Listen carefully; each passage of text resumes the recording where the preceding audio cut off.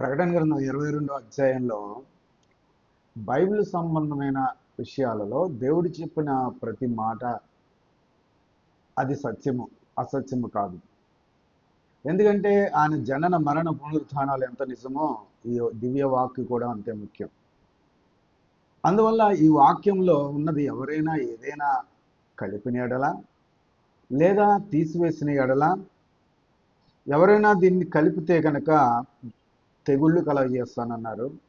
ఒకవేళ తీసివేస్తానంటే కనుక, తీసి మార్చి చెప్తే కనుక జీవగ్రంథంలో నుంచి ఆ రాయబడిన ఆ జీవవృక్షంలోను పరిశుద్ధ పట్టణంలోను అతనికి పాలు లేకుండా చేస్తాను అన్నారు.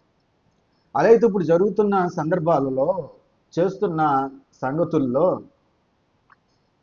సమాజ కూడికలలో, సమాజాలలో జరుగుతున్న సంగతులు ఎన్ని కలుపుతున్నారు, ఎన్ని తీసివేస్తున్నారు అనేది విశ్వాసులుగా మనం గుర్తించాలి. సేవకులుగా, సేవకులు అనబడిన వారు గుర్తించాలి. లేకపోతే తెగుళ్లను కలగజేస్తాను అన్నారు. చూడండి, అనేక మంది సేవకులు ఇంకా అనారోగ్యం పాలవుతున్నారు, శారీరక రుగ్మతలకు గురవుతున్నారు, శారీరకమైన ఇబ్బందులకు గురవుతున్నారు, ఎన్నో పరిస్థితులు ఎదురవుతున్నాయి. అట్లాగనే జీవగ్రంథం నుంచి తన పేరును తుడిచిపెడతాను అన్నప్పుడు, ఆ జీవవృక్షంలోను ఆ పరిశుద్ధ పట్టణంలోను పాలు లేకుండా చేస్తానన్నప్పుడు ఇంకా ఎంత బోధించి లాభమే ఉందండి, ఎంత చెప్పి లాభమే ఉందండి. ఎన్ని సంఘాలు కట్టాను, అన్ని సంఘాలు కట్టాను, నాకు 4 సంఘాలు ఉన్నాయి, 5 సంఘాలు ఉన్నాయని చెప్పి చెప్పుకున్న ప్రయోజనం ఏముందండి? నిష్ప్రయోజనం అయిపోతుంది కదా. అందువల్ల ఏదైతే ఉన్నదో అదే చెప్పుదాం, ఏదైతే చేయమని చెప్పారో అదే చేద్దాం, ఏదైతే మానేయమని చెప్పారో అది మానేద్దాం.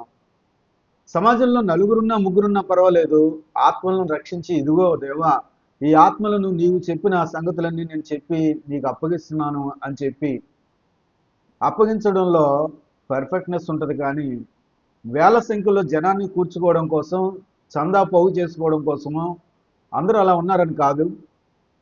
అట్లాంటి ఆలోచన ఏమైనా ఉంటే తీసివేసుకోవడం మంచిదని దేవుడు మరొకసారి మనకు తెలియజేస్తున్నారు. కాబట్టి మరలా చదవండి, ప్రకటన గ్రంథం 22వ అధ్యాయము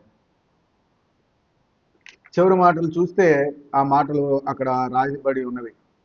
కనుక ఆయన త్వరగా వచ్చుతున్నాడు కనుక మనం రాకడ సమయం దగ్గర పడిపోతుంది కనుక ఇప్పటికైనా మార్పు చేసుకోకపోతే తప్పదు. మార్పు చేసుకుందాం, పొరపాట్లు ఉంటే సరి చేసుకుందాం, అంతేకాని ఇష్టం వచ్చినట్టు చెప్పేసి ఇష్టం వచ్చినట్టు ప్రకటించేస్తే కాదు. అయ్యా నీ సంగతులు నాకు వద్దు, నువ్వు చెప్పొద్దు అంటే మానేద్దాం. కాలు దూలి దులిపొచ్చేమన్నాడు చెప్పవద్దు అన్న చోట. మీ మాటలను చేర్చుకోకపోతే, నన్ను మిమ్మల్ని చేర్చుకోకపోతే పాద ధూళి కూడా దులిపొచ్చేమన్నాడు. అలాంటప్పుడు మనము అక్కడ ఎట్లా ఉంటాం, వాళ్ళని ఎలా చేర్చుకుంటాం, ఎలాగా వాళ్ళతో మమేకం అవుతాం? Be careful.